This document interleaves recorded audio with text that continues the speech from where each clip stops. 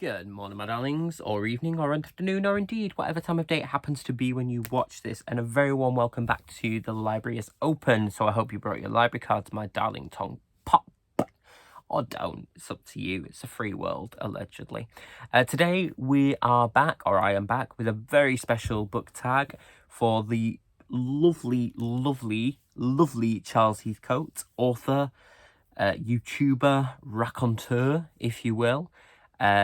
Tagged below in the comments, and as a kind of tribute to his 30th birthday, I believe, we some of his BookTube friends have been sent a tag to complete and to upload to very day, which is the 17th of July, in time for his birthday. So I'm going to go through 10 prompts now that were given to me and discuss some books that relate to Charlie's life in some form or another. So yeah, happy birthday, Charlie. I wish you much hairspray and hope, and here's the tag.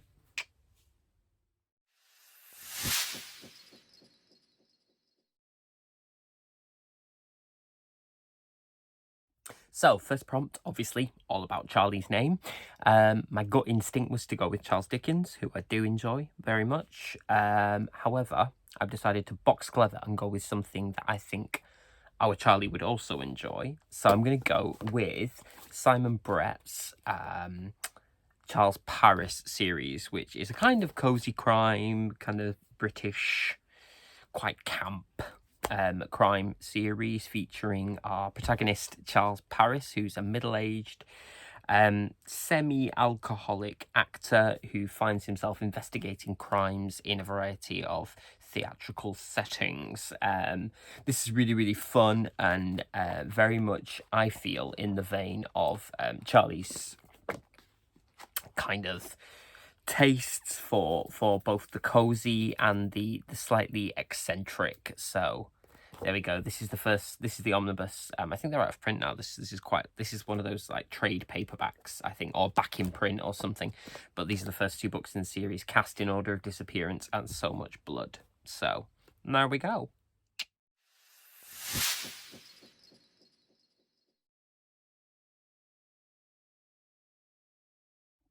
Next up, our Doris. Obviously, this prompt based on Charlie's very own series about our Doris, a how would I say this? An elderly protagonist, let's say, a mature person. So this prompt is all about books with protagonists over the age of 50, and I'm going to go with, and I'm pretty sure Charlie's read this one as well, this series. I'm going to go with Joyce, Elizabeth, Ron, and Ibrahim. So I'm doing a 4-in-1 here from Richard Osman's The Thursday Murder Club series. My personal favourite is Joyce, although I do have a little soft spot for Elizabeth, who's some kind of former spy. I'm saying some kind because I don't want to spoil it if you haven't read it. But again, another one in the cozy crime genre, and 4 absolute powerhouse over 50 characters. Again, totally British, totally eccentric, totally cozy, and in my opinion, totally Charlie.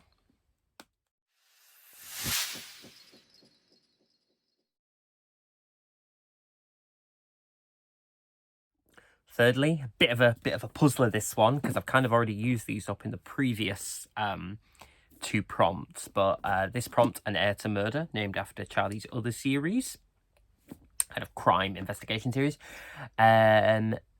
This is a favourite crime or mystery story, and irritatingly, considering it's my favourite, I don't actually have a copy of it.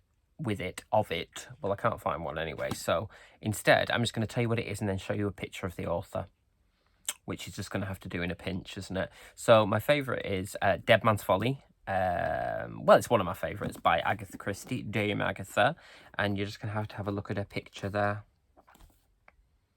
There she is. Do you think we get on? Hang on. I think there's a similarity there. Yeah, Dead Man's Folly is set in a big house, which is allegedly modelled after Agatha's own, where she grew up, I should say, in Devon, where there is a murder game being put on, basically one of these things where you rock up and they give you loads of clues and stuff, and then there's a storyline involving a schoolgirl, as I recall, who, sorry, I keep jiggling, a schoolgirl who is found murdered in one of the outhouses or the boathouse. The Folly. Sorry, I should say the Folly. That's why it's called Dead Man's Folly. Come on, Stuart. And then she actually is murdered. What will happen? Well, Poirot will investigate. Yeah. Don't quite know why it's my favourite, but there we go.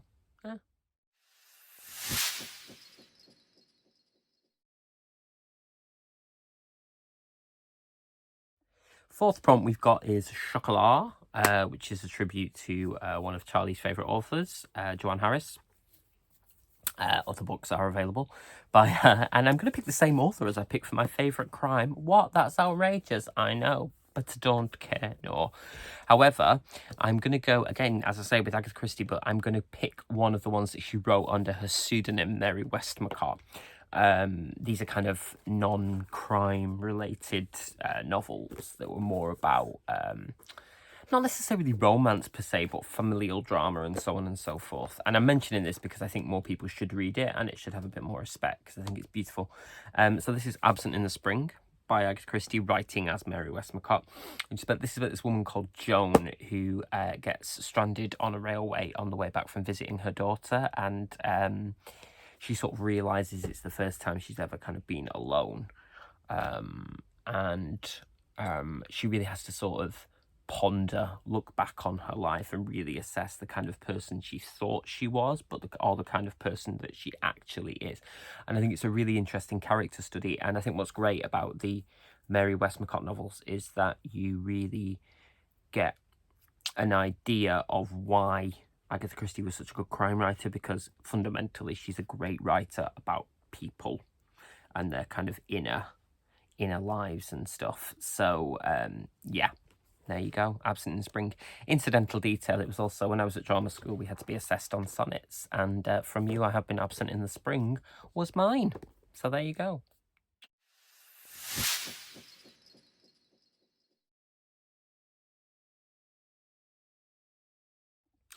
Number 5. Reading is fundamental, and can we appreciate that I'm filming this in front of a load of high heels, which I'm sure Charlie will appreciate. This is a book that you think everyone should read. This was quite easy. It's a poetry collection, and I think I bang on about this quite a lot, both at work and on this channel, but I'm going to go with Bone by Ursa Daly Ward, who you should also follow on Instagram, who is wonderful, and she writes just so beautifully about the work of knowing oneself and recognising one's past, maybe traumatic things that have happened to you and things that have been inherited, emotional inheritance, let's call it that. And I just think she has such a beautiful way of dealing with prose, and a way that really makes you come away going, whew, I want to think about that for a while. My personal favourite is one of hers. She does a lot on Instagram, as I say. She sort of does these, I wouldn't call it Instagram poetry per se, which is kind of, it's a little bit snobby anyway, that, as if like Instagram isn't a good enough medium for poetry. But you know, one of the ones that she said on an Insta post that really stuck with me always, and that kind of sums her up, the way she scalpels with her prose, is just, she said once, there are parts of you that want the sadness, find them out and ask them why, which I think is really, really powerful. And also this one, which I just love: thank goodness I have nearly unlearned folding my desire into myself, being afraid to claim it. There are much longer ones as well,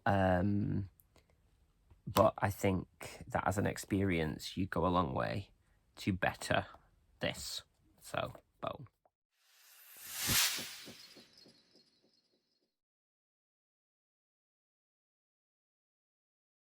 Number 6, the TARDIS. Charlie, famously a lover of Doctor Who, so this prompt is about which book you would like to be able to go back in time and warn yourself to stay away from.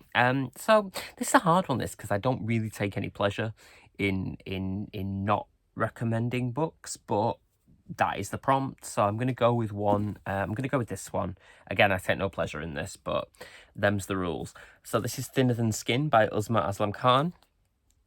I think I've mentioned this on my channel before, but it's set in northern Pakistan. See, it's been such a while since I've read it, and I kind of blocked it out, like specifics of the plot.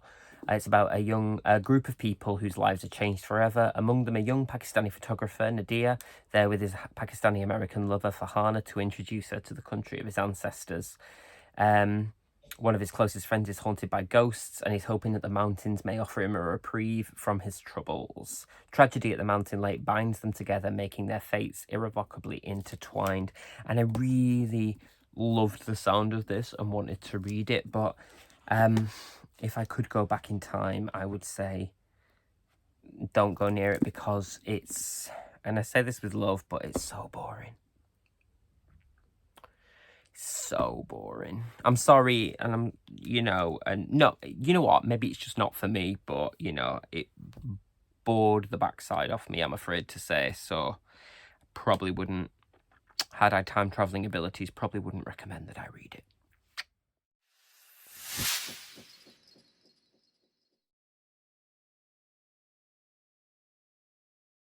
Number 7, Victoria Wood. Both Monsieur Heathcote and myself are big fans of Victoria Wood. So this is about a book that makes you laugh. And I debated whether to do the first one or the sequel, but what decided that for me was the fact that I couldn't find the first one on my shelf. So I'm going to go with the sequel, Bridget Jones' The Edge of Reason.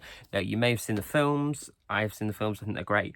But you haven't really experienced the true hilarity, I don't think, of Helen Fielding as a writer until you've read Bridget Jones in book form. So originally, if you're not aware, they started off as columns in the Evening Standard newspaper. And then they were kind of put together in book form, edited, so on and so forth. And for my money, one of the funniest scenes I've ever read in the sequel, Bridget Jones: The Edge of Reason, is the the dry cleaner scene, where there's a mix-up and what Bridget perceives to be an attempted fraud. That's all I will say. I will say it's a little bit dated in places in terms of politics, and the feminism is really 90s in it, but it is what it was at the time. It is what it was. It was what it is. It is what it is. It was what it was, and it is what it is at the time. And I don't know, I can go back, reread this, and still audibly laugh. So, there we go.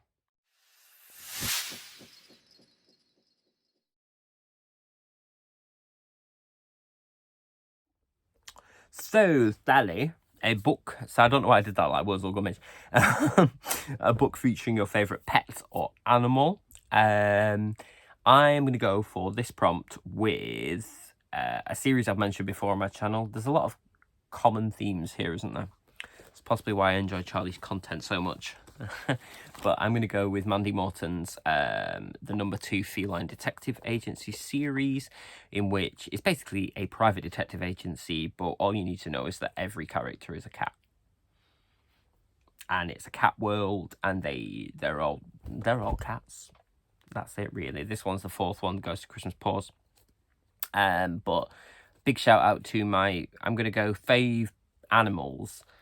So the kind of proprietor of the agency is Hetty Bagshot, who's like a former musician with a penchant for catnip, and her assistant Tilly, who's kind of a former homeless cat who loves really loud, colourful jumpers, and they solve feline on feline crime, and that's it.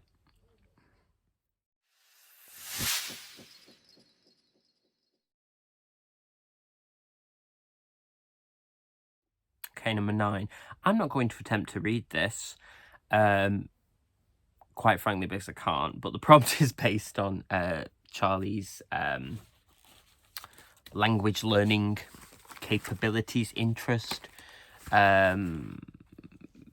pursuits, let's say, and this is about either a favourite translated book or a book in translation that you want to read. And I'm going to go with want to read, and it's Death and the Penguin by Andrei Kurkov, I think. I don't have the book here with me to check because I haven't read it yet, because it's a want to read. But this is about, I saw it in Waterstones the other day and I thought it sounded great. So it's a Ukrainian novel set in the kind of post-Soviet like era about a newspaper columnist who writes obituaries and has a pet penguin. You know, a pet penguin. I do enjoy a penguin. You know, for entertainment and possible friendship. And he discovers that his obituaries are being used to create a hit list of kind of enemies of the state, as I understand it. And I do want to read more. I've been reading some more translated fiction of late, and I want to read more, particularly do some support for the Ukraine at the moment. So I think that's what I'm going to go for. Death and the Penguin. And that's just a camp name anyway, isn't it? Well, I think so.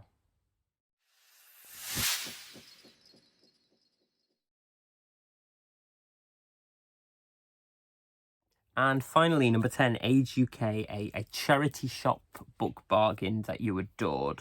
Charlie works for a charity shop, which he discusses a lot in his blogs. I don't know if I've said so far, but if I haven't, you really, really should subscribe to Charlie. His content's great. So I don't know how much of a bargain this is. No, in fairness, I do think it is, because it was reasonably rare when I was trying to get hold of it and expensive. And the background to this is that I saw it in the Oxfam in Liverpool on Bold Street, if you know it. And I thought it said £2, and I was like, oh, that's absolute bargain. It turns out it was 20 quid, and I was just squinting. But, you know, when you get to the till and you've already kind of put your deposit down, figuratively speaking. So I just bought it, and actually I have used it a lot for projects and work and stuff like that. So this is The Ballad of Sexual Dependency by Nan Goldin, and it's actually a photo book that I really did want for a long time. It's a kind of series of photographs about the East Village in the late 90s. Let me just check.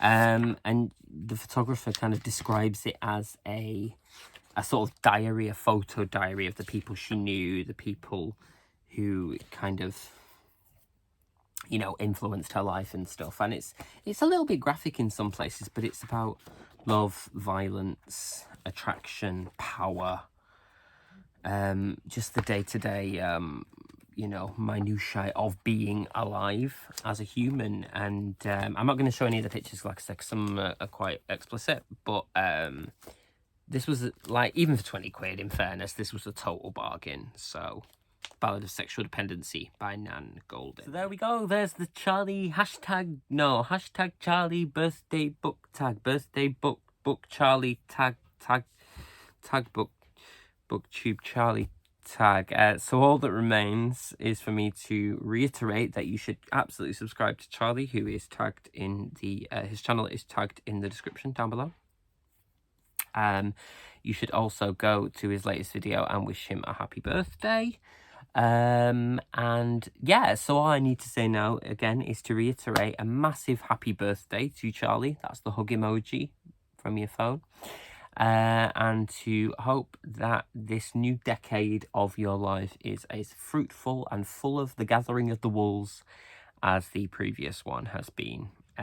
Love your content. Love that you're on BookTube. Love you for being so supportive of other creators, and just have a joyful day. All right. And to everybody else, I'll see you very soon. Put your library card somewhere safe in the meantime, and do take care of yourselves, each other, and indeed the world. Bye bye.